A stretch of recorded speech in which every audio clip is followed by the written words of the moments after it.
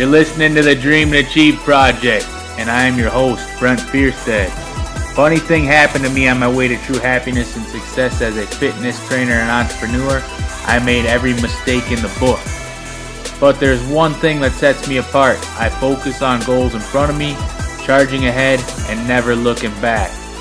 This podcast will help you fight through the struggles life hands you so you're equipped to persevere. All right, guys, welcome back to the Dream and Achieve Project. I am here with Nick Wright. We go back, way back in the day, and I'm talking about probably 10, 11 years ago on YouTube. You know, I started out YouTube because of this guy, I believe, and I never really dove into it as much as he did. He's like a professional now. He edits his videos, he's got music, he's got all these things. It's like you're going to a movie theater and watching his movies kind of deal. I never got into that big, but I want to talk to him about, YouTube, his upbringing and things like that. So Nick, let's just start out with, who you are, where you came from and why you chose your path. Awesome, man. Thanks for having me. Yes, sir. Fun fact for the listeners, your shirt was my favorite shirt to train in forever for like a decade. That's badass. I appreciate that. So, yeah, man, that was a hell of an intro. My name's Nick Wright. Started bodybuilding as a teenager. Wanted to start documenting it and sharing it to become known in natural bodybuilding because there really wasn't a big following for that at the time. So I started documenting it on YouTube. This was kind of when YouTube was new. There wasn't many people on YouTube Fitness. And it took off and blew up. And then over the years, I started incorporating more lifestyle into the fitness. And it's cool. Grew a following. And people, I think, kind of grew with me. And then merged into powerlifting later down the line. Competed in that for several years.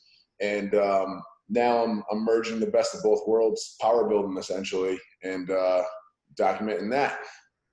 Yeah, so I remember one of the pictures you were talking about that shirt. I remember you were standing next to your dad and you had like all your trophies and stuff. Yeah. Kind of talk about that because he was in bodybuilding as well, right? So he kind of brought you into it. My dad was not in bodybuilding. Okay. My uncle was in bodybuilding. All right. Was my dad's brother.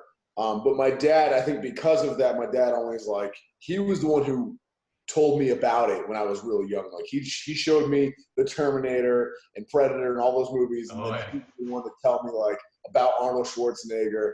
And then I remember even catching bodybuilding when it was on ESPN once, way back in the day.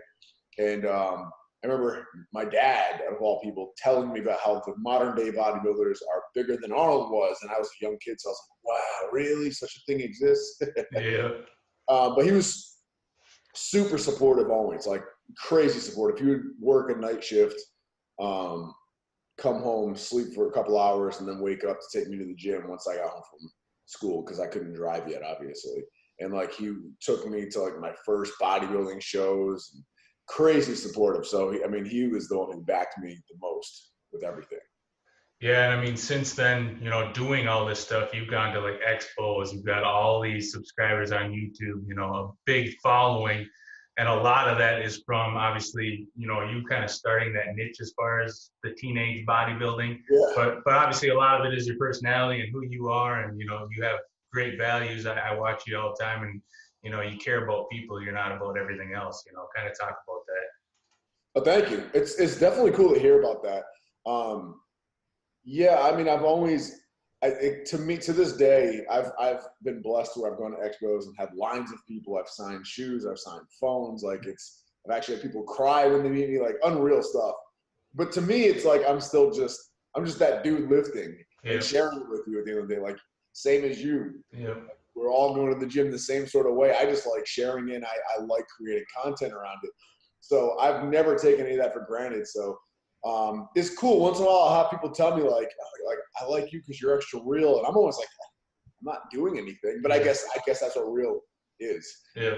Yeah, man. That's just always been it. I've always been to that, and then to this day, I'm still really into the craft of the lifting side of things more than I am the lifestyle side, the flashy side of things. I started getting decent money from what I do, obviously. Yeah. But I saved it, I invested, and then I invested in the stocks business and then bought property. I'm still driving the same old beat up car around, which is kind of backwards from what a lot of people do. But yeah, I don't know. I just been really focused on what I like always. Yeah. I know we could talk about bodybuilding and lifting all day long. This could be a 2-hour podcast, but I kind of want to dive into more of the YouTube part of it for Yeah, you. for sure. I watched your last video. You were talking about YouTube and how, maybe it's time for a change, and you talked about numbers. You don't have to talk about numbers here, but how you've kind of made a pretty good living off of YouTube, things like that. Maybe give some of that stuff out, what you use for like editing, stuff like that, key points to kind of grow your YouTube, unless you feel like it's falling down fitness wise, like you were saying. No, I mean, as far as what I use equipment wise for Yep. editing, I use Final Cut Pro is what I edit everything on. Premiere is the best one, but I use Max. I just like Max, so Final Cut works the best with Max. Yep. I edit everything on a 4-core processor iMac, which is nice and fast for editing, but really nothing fancy. Like I have a very minimalist kind of setup. It took me forever I was so stubborn. It took me forever to upgrade from my old laptop. So I'd be editing while I think it was like lagging and stuff. Yeah. Yeah. So Final Cut Pro, 4-core processor iMac. As long as it's 4-core, I mean, they're amazing. They're fast.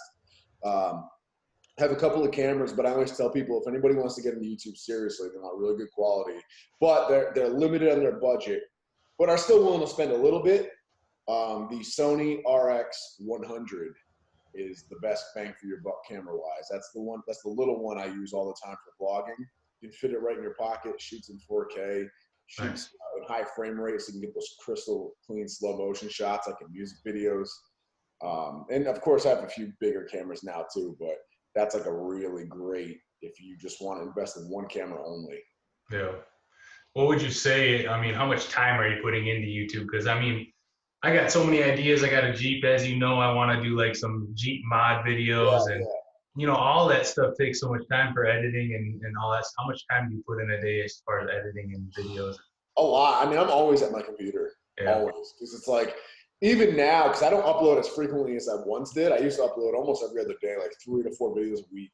Now it's like 1 to 2 a week, but they're longer and more intricate now. So it's like I'll finish one and then I'm already starting on the next one and stuff like that before I even have all the footage finished for it.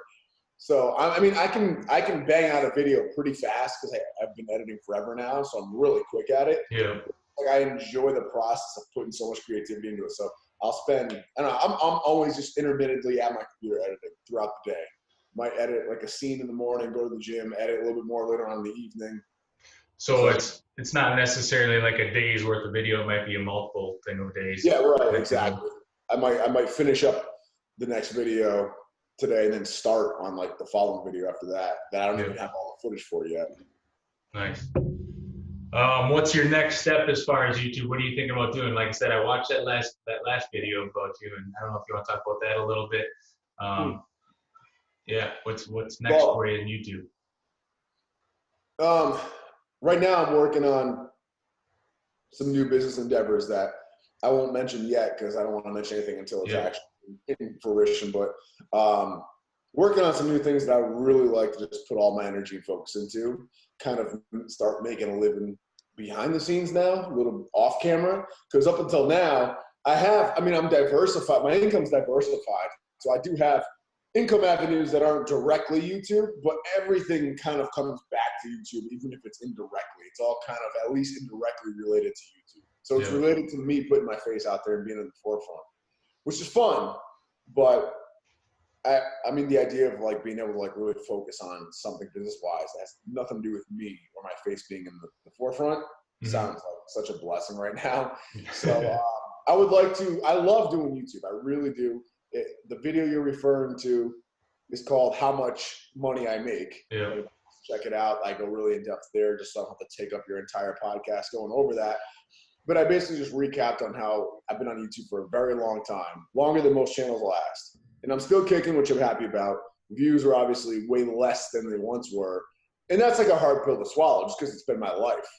And I think doing something that I love, which is creating content and applying creativity, but having mixed it with my income, with my livelihood, it's created this weird, like, vortex of bittersweetness that I think happens all the time. I mean, you hear musicians say it about their music, like the business side has made them jaded about the creativity side. And I think that's starting to happen to me now. So like views might start going down. It'll stress me out just because it's livelihood. And it's just, you know, it's a bruise to the ego as much as you try to get away from ego. It always, if you're coming from averaging 40 to 65,000 views in every single upload back in like the comeback series. Yeah. Now it's like the old days.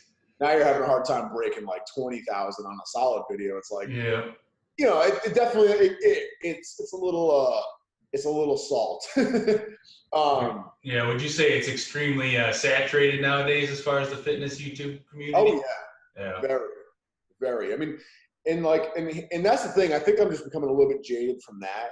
Like, I think if I could focus my passion on something else besides YouTube for a little bit, it might actually allow me to stop caring so much about the views and then go back to doing YouTube for fun, which is what I started off doing, which I still do for fun, but it might help me get rid of that jadedness a little bit. But yeah, like it's very saturated. So people will ask me all the time what my biggest piece of advice is for starting a YouTube channel with fitness. And like, I have to resist saying, just don't. Don't even bother. Yeah. No, it's true. I've seen so many people that try to do it and, you know, they have like 100 subscribers and they're putting a lot of energy and time into it. And it's like, I don't know. I mean, if you're passionate about it and you love it, do it. Yeah. And it's a good thing for you to, you know, see your journey in the past. So it's kind of cool to look back at that. But yeah, I agree with you. It's definitely saturated nowadays. That's the biggest thing. That is the actual piece of advice I give everybody is the biggest key is you just need to be passionate about something. And then YouTube is just a side effect of that passion. Like when I started, I was passionately obsessed with bodybuilding back in that when I started. And YouTube was just a side effect. Like I just wanted to be able to share what I was obsessed with. And YouTube was a way to share it. So it really didn't matter to me at the time what the views were, how fast it blew up, if it blew up. I didn't care because all I cared about was bodybuilding and competing. That was my life. Yeah. But that passion allowed me to continue putting out all this content. And then people can see passion. When you're generally passionate about something, that resonates with people. Oh, You can't fake that. And that draws people in. So having that obsession about something else allowed me to continue putting up the videos consistently, regardless. I wasn't sitting there like, oh, this isn't getting views. I quit. I'm stopping. I didn't care. I just kept putting it out because I was focused on bodybuilding first. And then that passion brought other people in. They were able to glue to that. So that is the one piece of advice I recommend. Have something you're passionate about first and foremost. Anything. Could be comedy. Could be doing pranks. Could be just video editing in general. And have that passion be number one. Have your YouTube be number two. Yeah. Yeah, I like that. That's huge. Good advice, man. I know I think you're going back into a bodybuilding show, are you not? I think that was on your last video. I am. Want to talk about that a little bit? 7 weeks out? Where's that at? 7 weeks out from Christian Guzman's summer shredding show. All right, yeah. Christian's been a friend of mine for some years. And I just wanted to kind of switch things up. You know, I got really jaded from bodybuilding for a while because I was into it so hardcore. To an extreme. I didn't have any balance in my life. So I would bodybuilding, that lifestyle, kind of get in the way of relationships and everything, which is extremely common in bodybuilders. You'll find. And then so I got kind of jaded after a little while, burnt out from it, I think. And then I really turned my back on it, kind of like almost bitter at it. Then moved on to powerlifting. But it was very polarized. It was like just powerlifting. So I'd let myself get fat and bulk up and stuff like that. My mentality was like stupid. Now I've gotten over that and I found balance and it's a beautiful thing. So now I'm like, all right, I can still train for strength, and which I love doing. That's my obsession. I'm still hitting big numbers, but I can also transfer my body along with it too. How old are you, Nick? What's that? How old are you? I'm 27. Oh yeah, just wait, man. I'm 35 and those joints are starting to hurt now from all those heavy weights. Yeah, I mean, keep going. I'm taped up in a few years. Yeah, you can keep going off what you were saying there, if you remember. Well, that was really about it. But that was essentially why I decided to jump into Christian's thing. It was just I was like, let's switch things up. Let's return to something I did like doing in the past and do it with a little bit of balance this time. Let's talk about collabing with people because you're talking about Christian Guzman. You're talking about all these guys that you're collabing with. I can't remember his name now, deadlifter guy. It's Russ Swole, Max Tuning. Max Tuning, yeah. I was out with all those guys the last couple of weeks. So how are you going about getting with these guys? I mean, they're obviously your friends, but how did you start out? You know, was it just from the expos and people knowing you, or? No, well, Max Tuning, I got him started on YouTube. I met Max originally, I guess more or less a fan of mine at one point. Nice. And when I moved to Virginia, I put it out there. I was looking for a gym. He messaged me on Twitter saying, "Hey, come train with me." So I did, and we became friends, like really good friends. And then like I showed him how to like edit some stuff on a laptop and all that, and told him to get his channel started. And he was like this little tiny channel, but he stuck with it. And he's a super talented guy. He's just a genius, honestly, as much as he acts like a potato.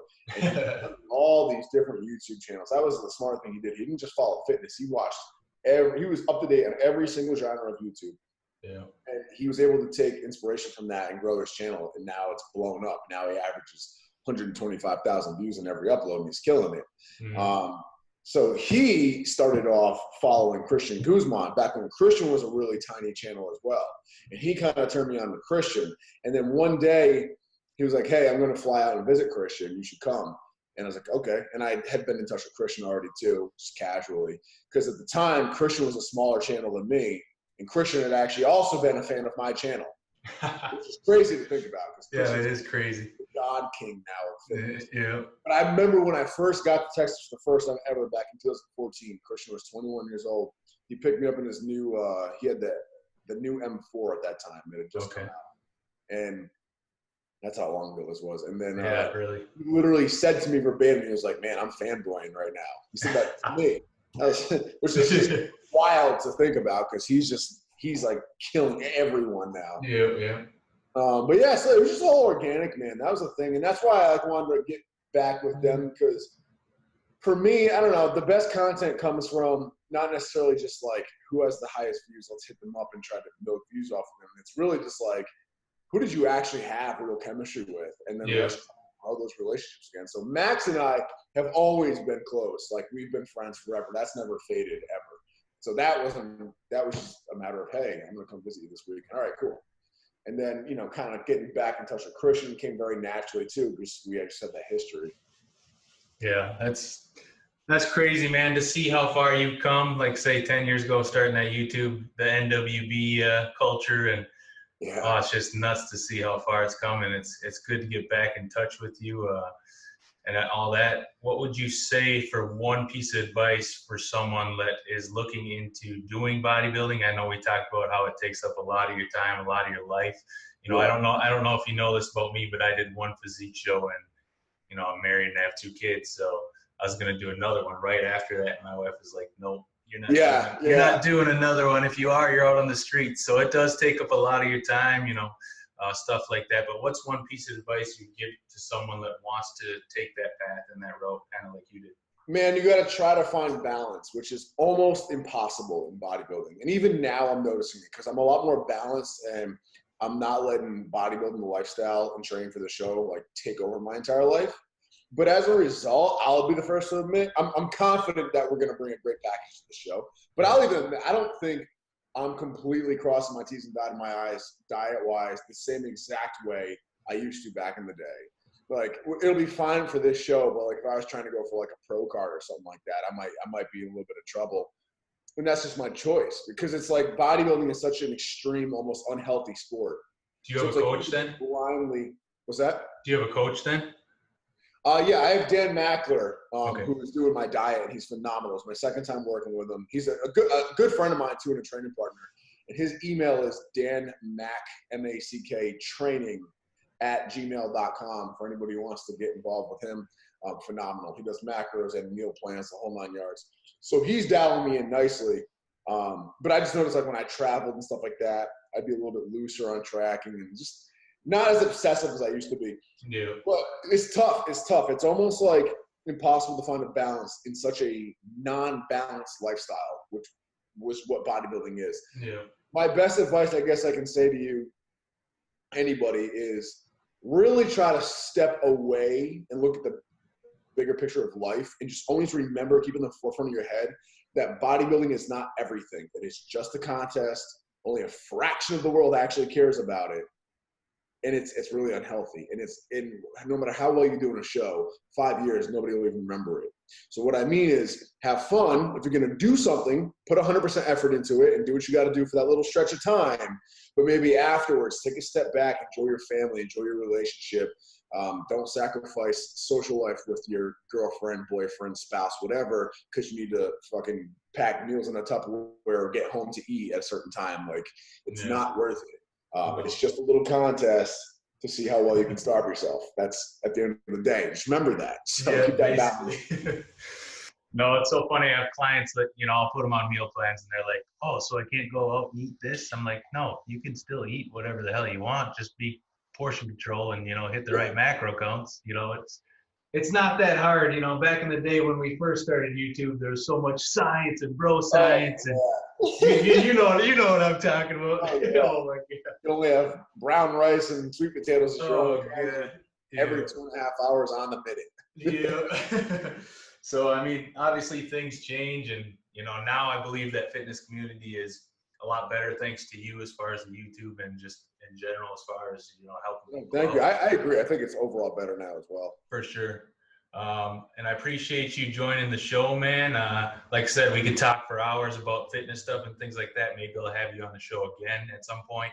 Yeah, I congratulate you on all your successes, and you know, hope your future is just the same. You as well, man. Awesome catching up.